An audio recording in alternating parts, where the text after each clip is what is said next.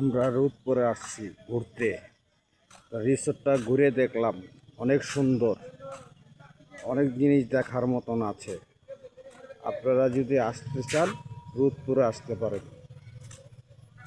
বাচ্চাদের অনেক খেলাধুলার জিনিসপত্র আছে।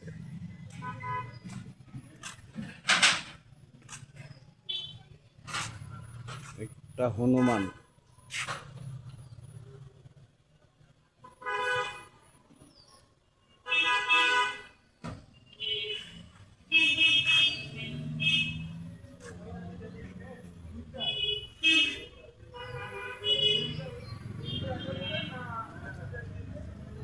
ওয়াদারটা অনেক সুন্দর, ওয়াদারটা অনেক সুন্দর, দেখার মতন ওয়াদার।